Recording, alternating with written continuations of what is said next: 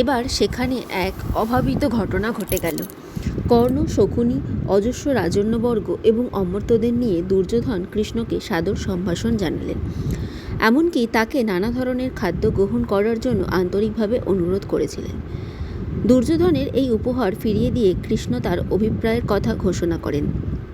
তিনি এক বিশেষ দৌত্যকর্ম সম্পাদনের জন্য হস্তিনাপুরে এসে পড়েছেন। এই কাজে সফল হলে তবেই তিনি অন্ন গ্রহণ করতে পারবেন। কৃষ্ণের এহেন আচরণে স্বভাবতই দুর্যোধন খুবই দুঃখিত হন।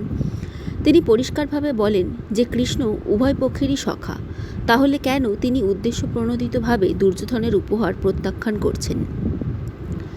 এই প্রশ্নের উত্তরে কৃষ্ণ যে কথা বলেছিলেন তার মাধ্যমে তার প্রজ্ঞাবান চরিত্রের কথাই উচ্চারিত হয়েছে।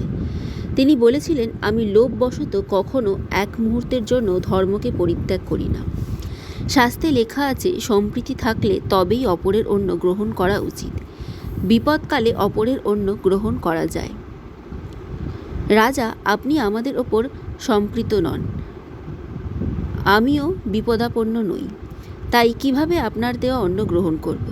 আমি এখন পাণ্ডব পক্ষে অবস্থান করছি, অর্থাৎ আমি আপনার শত্রু, তাই আপনার দেওয়া অন্ন গ্রহণ করতে আমি পারব না।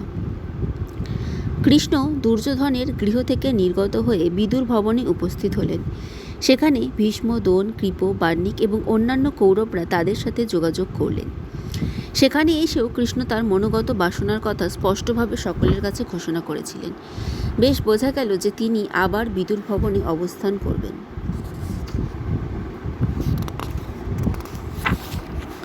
বিদুর তার সাধ্যমতো কৃষ্ণের সৎকার করলেন। সেখানে পরম পরিতৃপ্তির সাথে কৃষ্ণ আহার্য গ্রহণ করে রাত্রে বিশ্রামের সময় বিদুরের সাথে আলোচনায় প্রবৃত্ত হলেন।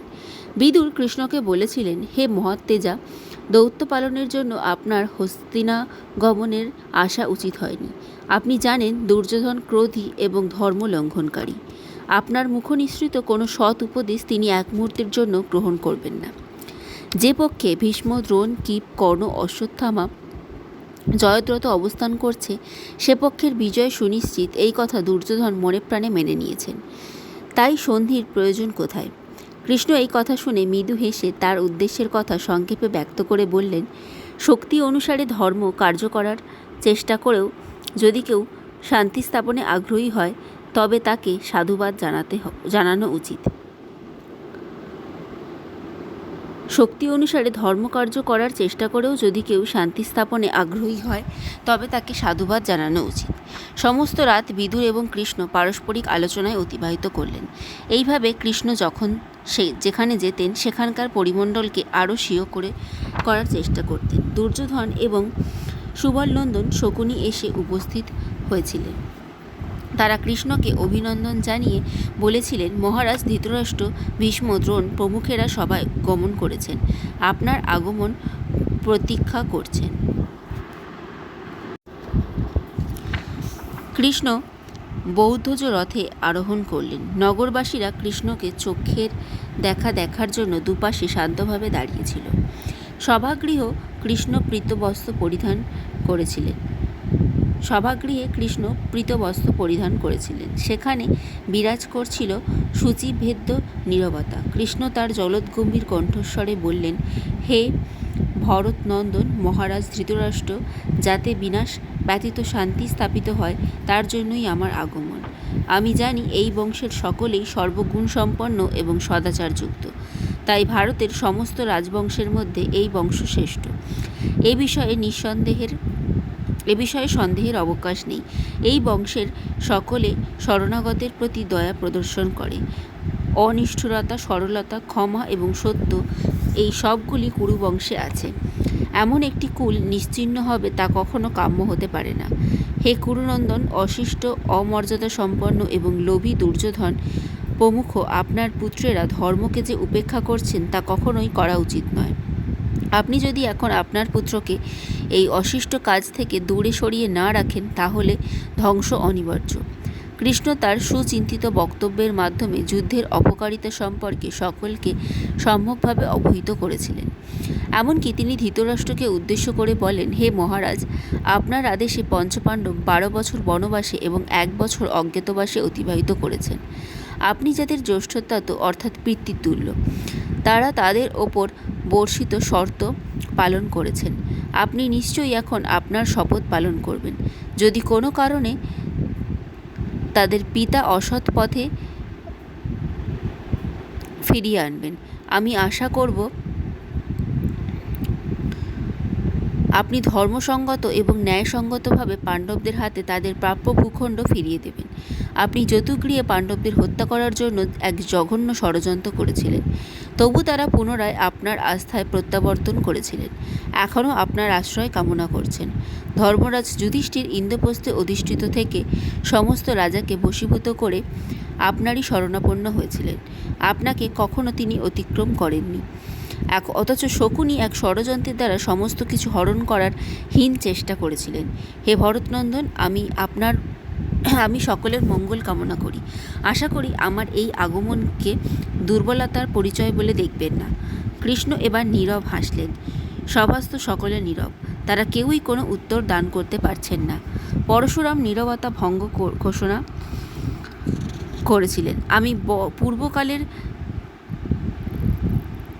দন্তেতব্য নামে এক রাজার কাহিনী বলবো। এই কাহিনী শোনার পর যেটা ভালো সেটাই করবেন। পরশুরাম সেই ব্যক্ত করে ধৃতরাষ্ট্রকে বলেছেন, মহারাজ, আমি আবার বলছি, আপনারা সব ত্যাগ করুন। কৃষ্ণ যার সখা, যুদ্ধে সেই অর্জুন সকলের পক্ষে দুঃসহ। ধীরে ধীরে অন্য মুনি আরও কৃষ্ণের বক্তব্যকে সমর্থন করলেন। শেষ অবধি ধৃতরাষ্ট্র তার অসহায়তার কথা ব্যক্ত করে বললেন, হে কৃষ্ণ, তুমি স্বগোপযোগী লৌকিক নিয়ম অনুসারী ধর্মসঙ্গত ন্যায় অনুমোদিত কথা বলছ, তবে আমি স্বাধীন নই, পুত্রের ইচ্ছার কাছে পরাধীন। আমি তাদের সুবাক্য বললেও তারা শ্রবণ করবে না। আমার দুরাত্মা পুত্র গান্ধারী, ভীষ্ম, বিদুর প্রমুখ কোনো হিতৈষীর বাক্য গ্রহণ করে না। তবে তুমি যদি তাদের উপদেশ দান করে সৎপথে পরিচালিত করতে পারো, আমি আপত্তি করব না। কৃষ্ণ দুর্যোধনকে উদ্দেশ্য করে বলেছিলেন, হে ভরতশ্রেষ্ঠ বিচক্ষণ বীর, পঞ্চপাণ্ডবের সঙ্গে আপনি সন্ধি করুন, এতে আপনার মঙ্গল হবে। পিতার শাসনকে স্বীকার করুন। তিনি আরও বলেছিলেন, আপনি আশা করছেন সত্য, কিন্তু কোনো বীরই অর্জুনকে পরাস্ত করতে পারবেন না। মনে আছে, খাণ্ডব দাহনের সময় অর্জুন গান্ধর্ব, যক্ষ, অসুর, নাগ দেবতাদের জয় করেছিলেন। সেই অর্জুনের সাথে কোনো মানুষ যুদ্ধে জয়লাভ করতে পারবে না, একথা আমি স্পষ্ট বলে দিচ্ছি। কৃষ্ণের বক্তব্য শেষ হবার পর ভীষ্ম, দ্রোণ, বিদুর এবং ধৃতরাষ্ট্র ও দুর্যোধনকে শুভবুদ্ধির উন্মেষ ঘটানোর জন্য বারবার আন্তরিকভাবে অনুরোধ করতে থাকেন, কিন্তু দুর্যোধন এসব কথা কোনো মতেই শুনবেন না। তিনি কৃষ্ণকে বললেন, আপনি শুধু আমারই নিন্দাবাদ করলেন। শুধু আপনি কেন পিতামহ, বিদুর সকলে আমার অপরাধ দেখেন, পাণ্ডবদের নয়। আমি কোনো অপরাধ করিনি। এই ভয়বশত আমরা ক্ষাত্র ধর্মচ্যুত হব না, আপনার কাছে অবনত হব না। যুদ্ধে যদি আমরা নিহত হই, তাহলে আমাদের স্বর্গলাভ ঘটবে। যুদ্ধে ষড়সজ্জায় শয়ন করাই একমাত্র ক্ষত্রিয়ের ধর্ম, একজন ক্ষত্রিয়ের ধর্ম, একথা ভুললে যাবেন না। আগে আমার পিতৃদেব পাণ্ডবদের যে রাজ্যাংশ দিয়েছিলেন, আমি জীবিত থাকতে তারা কোনোদিনই তা লাভ করতে পারবেন না। তীক্ষ্ণসূচির অগ্রভাগ ভূমির যতটুকু স্থান অন্তর্ভুক্ত হয়, তাও আমি পাণ্ডবদের দেব না। এতক্ষণ কৃষ্ণ পরম ধৈর্য ভরে সেখানে উপবেশন করছিলেন। এবার কিন্তু তার ধৈর্যের বাঁধ ভেঙে গেল। তিনি ঘূর্ণিত লোচনে বললেন, শেষ পর্যন্ত তুমি বীর শয্যা লাভ করবে। পাণ্ডব ঐশ্বর্য দর্শনে ঈর্ষাপরায়ণ হয়ে তুমি শকুনিকে দ্রুতক্রীড়ার আয়োজন করতে বলেছিলে, তাই নয় কি? দ্রুতক্রীড়ায় মানুষ বুদ্ধিভ্রষ্ট হয়। তুমি তোমার ভ্রাতৃজায়াকে সভায় আনয়ন করে নির্যাতন করেছিলে, একথা অস্বীকার করতে পারো? পাণ্ডবরা তাদের পৈতৃক অংশ প্রার্থনা করছেন, অথচ তুমি তা দিতে প্রস্তুত নও। তুমি যুদ্ধে নিপাতিত হয়ে সর্ব অংশে নিহত হবে। এই কথায় সভাস্থ সকলে যথেষ্ট চিন্তিত হয়েছিল। বেশ বোঝা গেল, যারা শুভবুদ্ধি সম্পন্ন তারা যুদ্ধকে সমর্থন করতে পারছেন না। দুর্যোধন সভা ত্যাগ করতে উদ্ধত হলেন। কৃষ্ণ বুঝতে পারলেন তার এই দৌত্য সম্পূর্ণভাবে বিফল হয়েছে। শেষ পর্যন্ত ধৃতরাষ্ট্র স্থির করলেন মহামতি গান্ধারীকে সভাস্থলে ডেকে পাঠাবেন। তার সঙ্গে আলোচনা করে দুর্যোধনকে বোঝাতে হবে, আর যদি তাতেও কার্যসিদ্ধি না হয় তাহলে কৃষ্ণের উদ্দেশ্য মতো ব্যবস্থা গ্রহণ করতে হবে। গান্ধারী ধৃতরাষ্ট্রের সঙ্গে নানা বিষয়ে আলোচনা করলেন। দুর্যোধনকে সবাই ডেকে আনা হলো। মায়ের আদেশে দুর্যোধন সবাই ফিরে আসতে বাধ্য হলেন। গান্ধারী তীব্র ভাষায় দুর্যোধনকে ভৎসনা করতে শুরু করলেন। তাকে সন্ধি করার জন্য উপদেশ দিলেন। তিনি বলেছিলেন, কর্ণ এবং তোমার ভ্রাতা দুঃশাসন তোমার পাণ্ডবদের রাজ্য আত্মসাৎ করতে সমর্থ হবে না। ভীষ্ম, দ্রোণ, কৃপ, কর্ণ, অর্জুন, ভীম ও ধৃষ্টদ্যুম্ন ক্ষুদ্র হলে উভয় পক্ষের অসংখ্য সৈন্য বিনষ্ট হবে। দুর্যোধন কিন্তু মারতি আদেশ অগ্রাহ্য করলেন। তিনি সোজা চলে গেলেন শকুনির কাছে।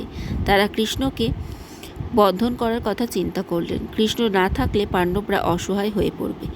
দুর্যোধনের মহাবীর সাত্যকী তাদের উদ্দেশ্যে অবগত হওয়ার সঙ্গে পরামর্শ করে যাদব সৈন্যকে ব্যূহ বন্ধ করার আদেশ দিয়েছিলেন। তারপর সভায় প্রবেশ করে কৃষ্ণকে ষড়যন্ত্রের কথা নিবেদন করেছিলেন।